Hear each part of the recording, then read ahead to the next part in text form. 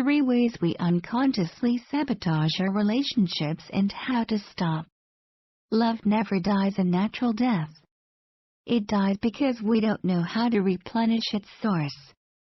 An amen. As a long-time commitment phobe, my love life has been somewhat inconsistent, to say the least, but this year it seemed I'd finally met someone I was ready and able to think about building a future with. Still, along with this feeling of hope came some challenges that I had never experienced before in a relationship. And yes, it did occur to me that maybe these two things went together. I knew I loved my partner, but we often seemed to argue about nothing in particular.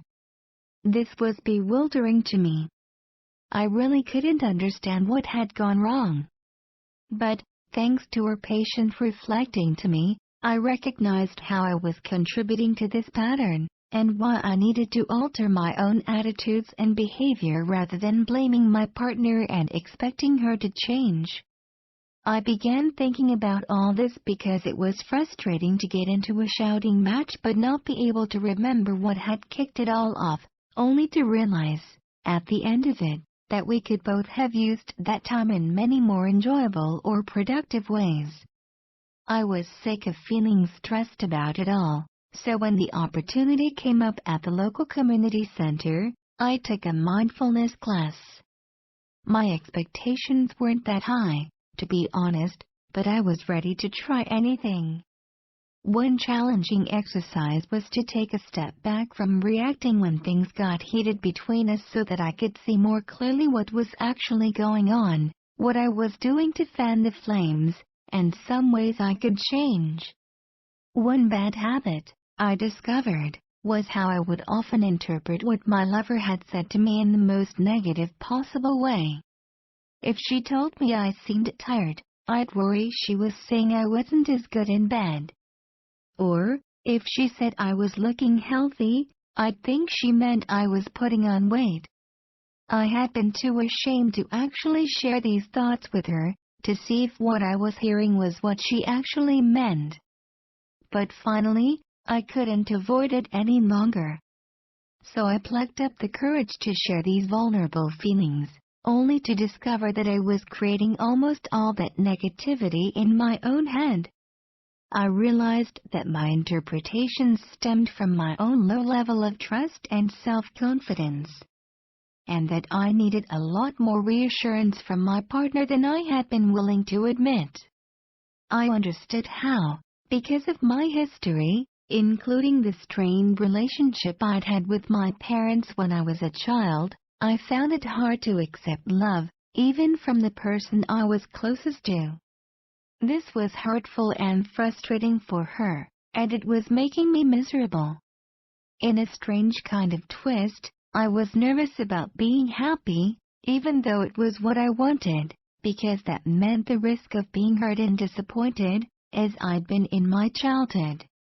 The only antidote to these fears seemed to be to learn to love and accept myself for who I was, and not be dependent on getting approval from anyone else. My partner has been very supportive with this, and paradoxically, this sense of greater emotional independence has made it possible for me to risk being, and feeling, closer and more loving with her.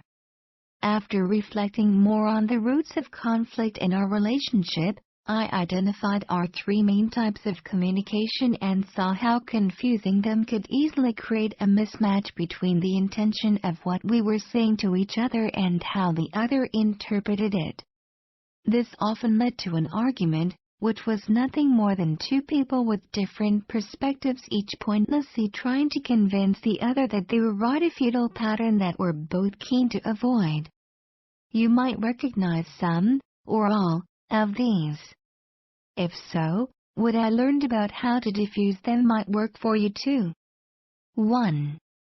Arguing with emotions. These are statements of fact about the experience of the person sharing them, that is. I feel nervous when you drive that fast, so there's no point in disagreeing with them. My mistake was to respond to this kind of statement as if it were my partner's opinion, and then disagree with it. Or, I'd respond to personal statements, such as "I feel like you don't listen to me," or "You don't prioritize spending time with me," with a rebuttal, such as "What do you mean? Of course I do," or defensiveness, that is, "You're always criticizing me." Denying her reality like this was a sure way of disempowering and upsetting her. Instead, I'm learning to be more tuned into how she is feeling, and to respond in ways that validate this and show that it's important to me.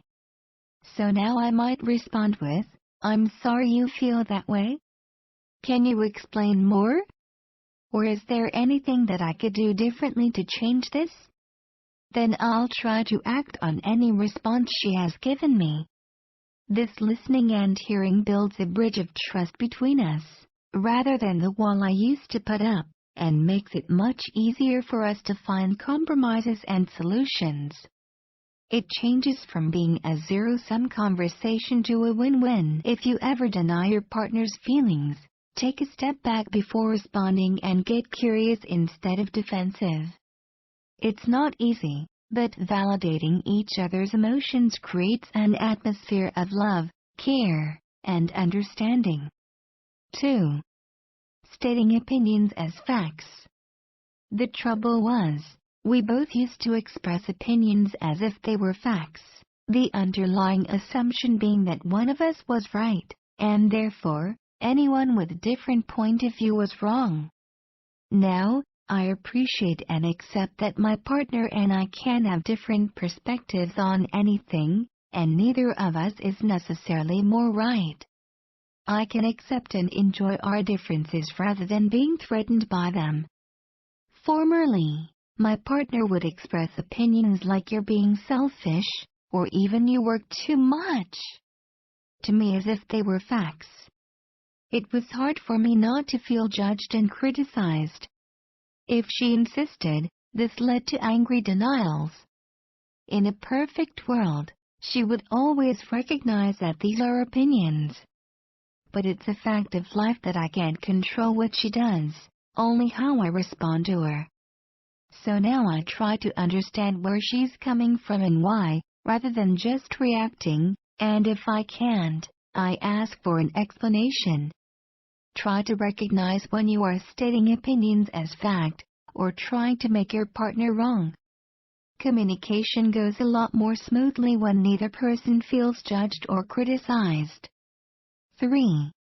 Blaming each other for our own feelings. I sometimes blame my partner for my feelings, saying things like, "You've made me angry," or "You're so insensitive." Thanks to her patient refusal to take these kinds of accusations on board, I came to see that these statements revealed more about me than her. With a new awareness of how these dynamics operate between us, I'm able to take responsibility for my own negative feelings, which gives me a much better ability to do something about them, if that's needed or possible. This also allows me to nurture more mutual trust and intimacy with my partner.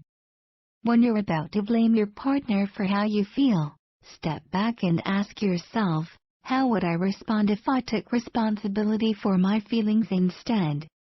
You can still acknowledge how their actions affected you, but you will be doing so from a place of owning your own experience and responses. Reflecting honestly on this process has been painful and challenging. If you're at all like me, you may avoid doing any of this work for that very reason. It's completely natural. We all instinctively avoid pain. All I can say is that, in my experience, it's more than worth it. By being clearer about what we are trying to communicate, and more conscious about how we share and listen to each other's feelings, we can avoid the pitfalls of misunderstanding that could sabotage our relationships. And that will leave a lot more time and energy for what we really want to be doing: sharing love and being happy.